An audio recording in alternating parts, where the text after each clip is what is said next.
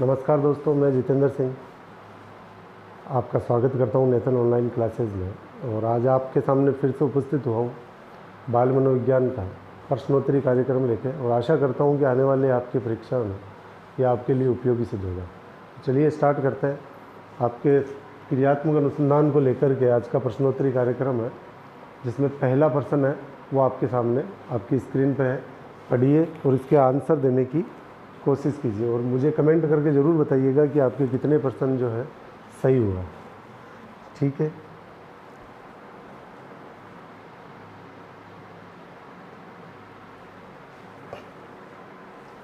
क्रियात्मक अनुसंधान को शिक्षा के क्षेत्र में प्रतिष्ठित किया गया। क्रियात्मक अनुसंधान को शिक्षा के क्षेत्र में प्रतिष्ठित किया गया। किसके द्वारा किया गया? गुड ने किया, या रॉबिन्सन ने किया, या कोरे ने, या लेविन ने? तो इसका राइट आंसर होगा कोरे ने। किसने किया था? कोरे ने। क्रियात्मक अनुसंधान को शिक्षा के क्षेत्र में प्रतिष्ठित किसने किया था? कोरे ने। नेक्स्ट क्वेश्चन है, क्रियात्मक अनुसंधान का सूत्रपात किस देश से हुआ? क्रियात्मक अनुसंधान का सूत्रपात का मतलब है प्रारंभ। क्रियात्मक अनुसंधान का सूत्रपात मतलब सबसे पहले क्रियात्मक अनुसंधान को उपयोग में लेने वाला कौन सा देश था? तो इसका राइट आंसर क्या होगा? अमेरिका। कौन सा देश था? अमेरिका। क्रियात्मक अनुसंधान को सबसे पहले का सूत्रपात किसने किया था? अमेरिका ने। अगला क्वेश्चन है, क्रियात्मक अनुसंधान में शिक्षा जगत में कब प्रतिष्ठित किया गया? शिक्षा जगत में कब प्रतिष्ठित हुआ? बताइए। क्रियात्मक अनुसंधान शिक्षा जगत में कब प्रतिष्ठित हुआ? 1953 में, 1946 में, या 1961 में, या 1935 में? तो राइट आंसर क्या होगा? 1953 ईस्वी में क्रियात्मक अनुसंधान शिक्षा के जगत में प्रतिष्ठित हुआ था। कब हुआ था? 1953 में हुआ था। ठीक है। नेक्स्ट क्वेश्चन है, क्रियात्मक अनुसंधान शब्द का प्रयोग, क्रियात्मक अनुसंधान का शब्द प्रयोग सर्वप्रथम किसने किया था? क्रियात्मक अनुसंधान का शब्द प्रयोग सर्वप्रथम किसने किया? बताइए किसने किया? कोरे ने, कोलियर ने, या राइस्टोन ने, या फिर बेस्ट? किसने किया था? इसका राइट आंसर होगा कोलियर ने। किसने किया था? कोलियर ने। कोलियर ने क्रियात्मक अनुसंधान शब्द का प्रयोग सर्वप्रथम किया था। मतलब ये शब्द जो प्रयोग है कोलियर के द्वारा सर्वप्रथम किया गया। अगला प्रश्न है, शिक्षा में क्रियात्मक अनुसंधान वह प्रक्रिया है, शिक्षा में क्रियात्मक अनुसंधान वह प्रक्रिया है जिसके द्वारा प्रयोगकर्ता, मतलब जो प्रयोग कर रहा है क्रियात्मक अनुसंधान का, जिसके द्वारा प्रयोगकर्ता जो है अपनी समस्याओं का वैज्ञानिक रूप से अध्ययन करके अपने कार्यों में सुधार करता है। इसका समस्याओं का क्या करता है? वैज्ञानिक रूप से अध्ययन, वैज्ञानिक रूप से अध्ययन करके अपने कार्यों में क्या कर रहा है? सुधार करता है। कार्यों में क्या करता है?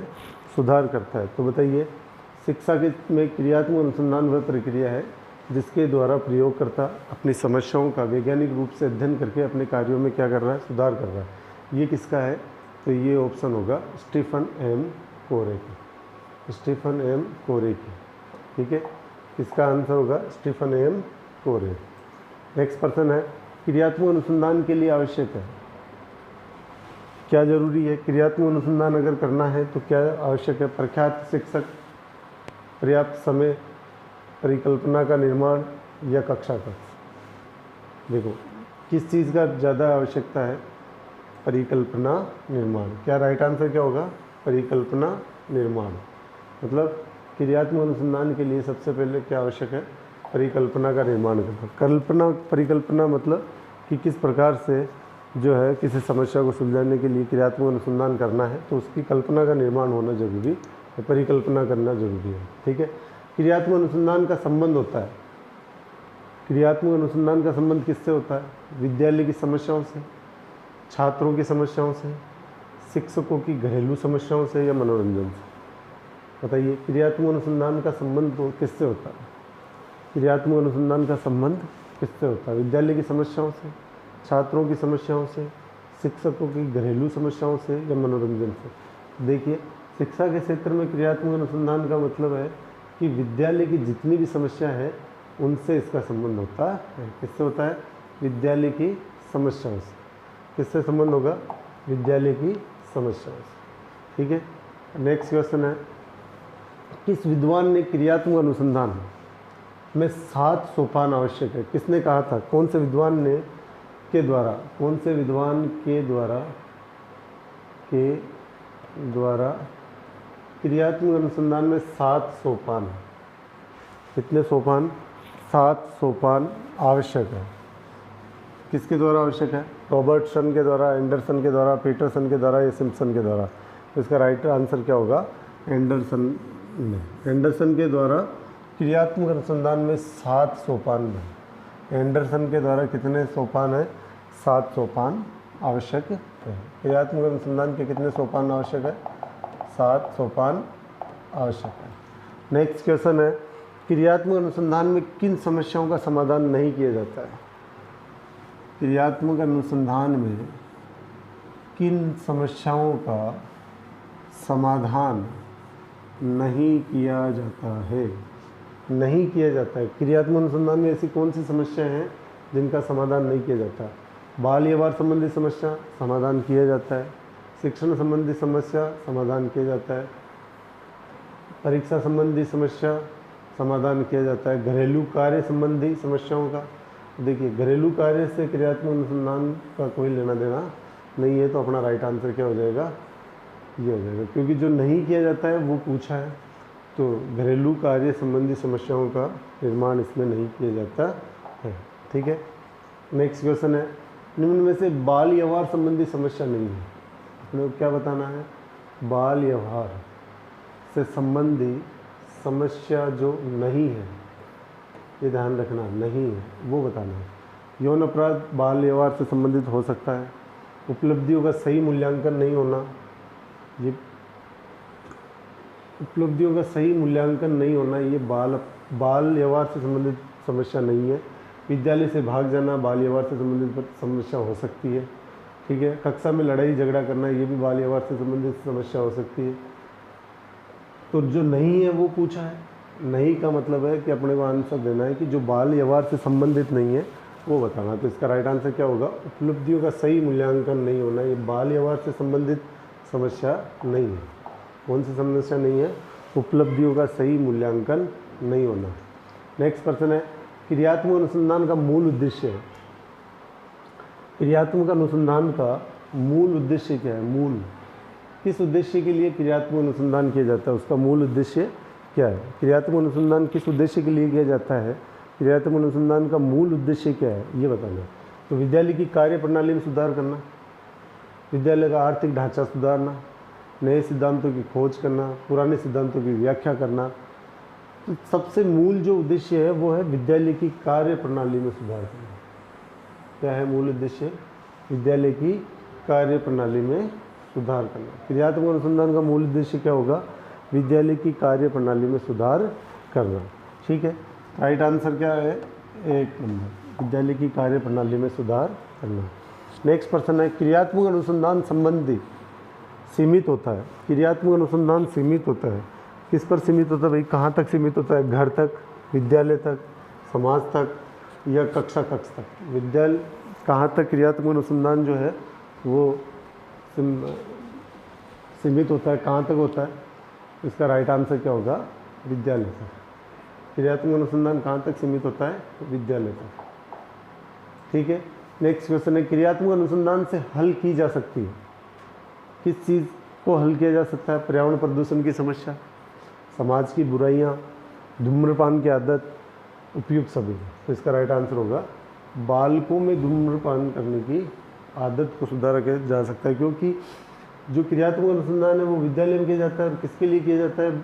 पूरे विद्यालय की व्यवस्था को सही ढंग से, सुचारू रूप से, सुव्यवस्थित रूप से चलाने के लिए किया जाता है। विद्यालय की व्यवस्थाओं में बालकों की आदतों का भी समावेश होता है। तो संपूर्ण विद्यालय की कार्य प्रणाली के लिए जो क्रिया अनुसंधान किया जाता है उसको सुधारने के लिए या उसमें कोई चीज़, नई चीज़ जोड़ने के लिए, सृजनात्मकता को बढ़ाने के लिए जो अनुसंधान किया जाता है वो कौन सा है? क्रियात्मकता अनुसंधान है। तो बालकों की धूम्रपान करने की आदत इसके अंतर्गत आएगी। बाकी पर्यावरण वगैरह से अपने को लेना देना नहीं है। ठीक है, अगला प्रश्न है क्रियात्मक अनुसंधान का प्रथम पद है। सबसे पहले क्या करेंगे? समस्या का चयन करेंगे या तथ्यों का संग्रह करेंगे, समस्या का ज्ञान करेंगे या फिर योजना का कार्यान्वयन करेंगे? बताइए सबसे पहले क्या करेंगे? तो सबसे पहले क्या करेंगे? समस्या का ज्ञान। कि समस्या का चयन नहीं, समस्या तो अपने आप आती है, समस्या का चयन नहीं होगा, समस्या अपने आप आएगी।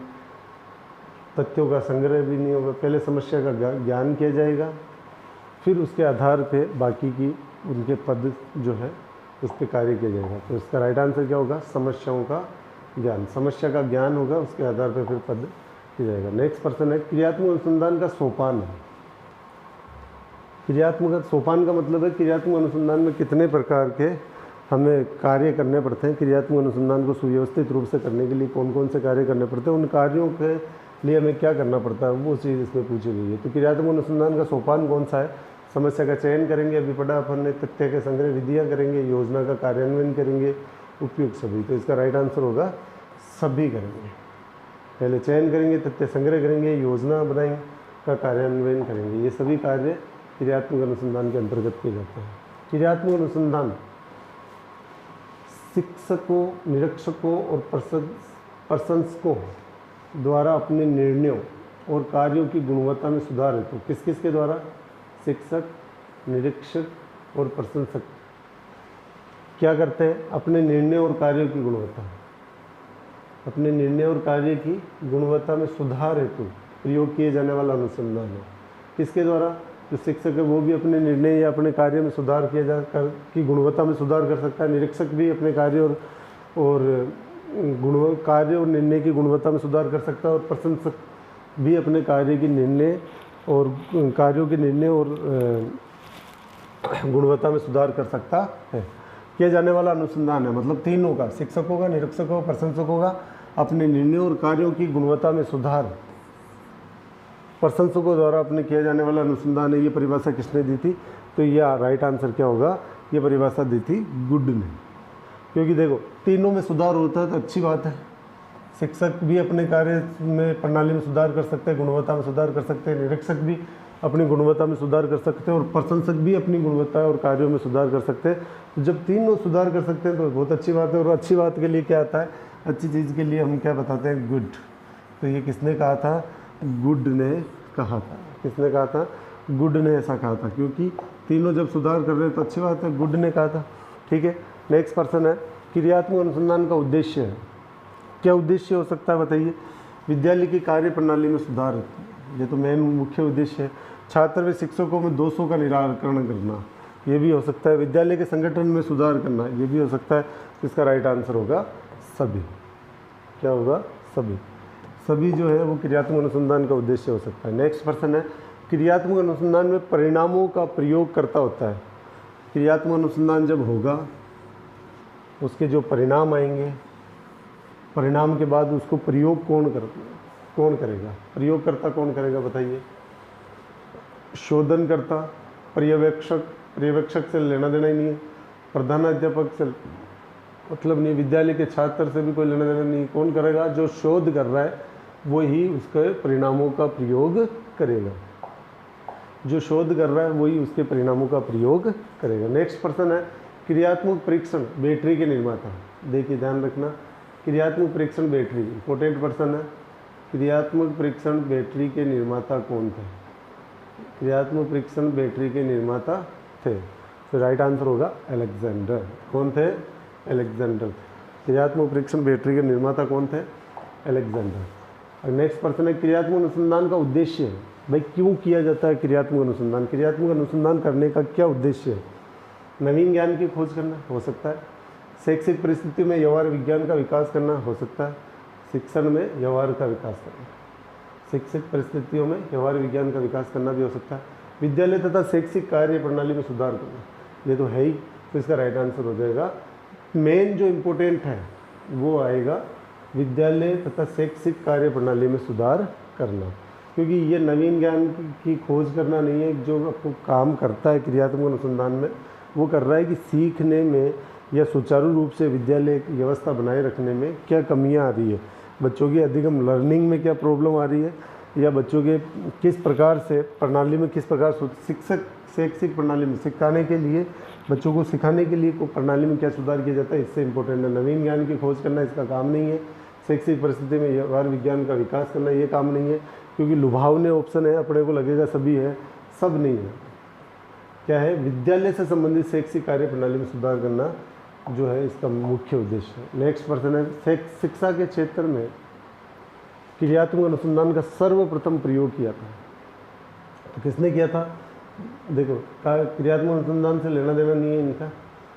राइट आंसर क्या होगा? Stephen M Corey. Stephen M Corey ने इसका प्रयोग किया था। नेक्स्ट प्रश्न है, क्रियात्मक अनुसंधान किया जाता है कहाँ किया जाता है? शिक्षण कार्य करते समय या शिक्षण के पहले? क्रियात्मक अनुसंधान का मतलब वो समस्या आ गई शिक्षण में, उसके बाद क्या उसमें सुधार किया जा सकता है, तो शिक्षण कार्य करते समय इसका उपयोग किया जाता है। ठीक है। नेक्स्ट प्रश्न है, क्रियात्मक अनुसंधान का सूत्रपात हुआ कहाँ पर हुआ था भाई? ये तो अपन पढ़ ही रहे हैं कि अमेरिका में हुआ था। कहाँ हुआ था? अमेरिका में। समस्या के अचानक समाधान की वकालत कौन करता है? कोई समस्या आई, फिर उसका अचानक समाधान ये करता है सूझ का सिद्धांत। कौन सा सिद्धांत? सूझ का सिद्धांत। समस्या के अचानक समाधान की वकालत करने वाला सिद्धांत कौन सा है? सूझ का सिद्धांत। कौन सा सिद्धांत है? सूझ का सिद्धांत। उच्च प्राथमिक स्तर पर शिक्षकों को क्रियात्मक शोध का ज्ञान होना चाहिए। उच्च प्राथमिक स्तर मतलब हो गया 8th क्लास।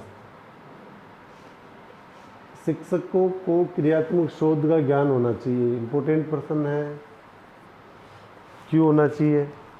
इसके माध्यम से बच्चों की समस्या की पहचान कर सुधार करने का कौशल विकसित कर पाएंगे, अपना स्वयं का विकास कर पाएंगे, बच्चों का प्रभावी ढंग से पढ़ा पाएंगे, शोध करने का कौशल विकसित कर पाएंगे।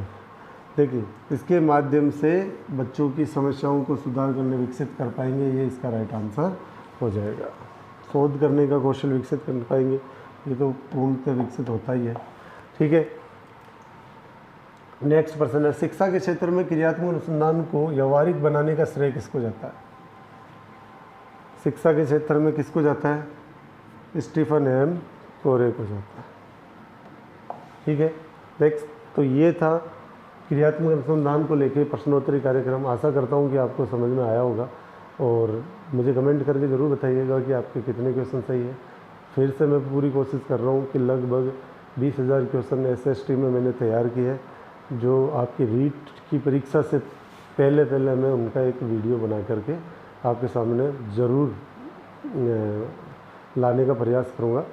और हिंदी में आ ही रहे हैं, इंग्लिश भी आ रहा है, फर्स्ट लैंग्वेज इंग्लिश का वीडियो भी आपके सामने आ रहा है, हिंदी का वीडियो भी मैं डाल रहा हूँ, मनोविज्ञान का भी डाल रहा हूँ, SST का भी डाल रहा हूँ। आपको अगर पसंद आए वीडियो तो लाइक और शेयर ज़रूर कीजिएगा। जय हिंद, जय भारत। फिर मिलते हैं नए वीडियो के साथ। तब तक के लिए आपका बहुत बहुत धन्यवाद। पढ़ाई करते रहिए। Thank you.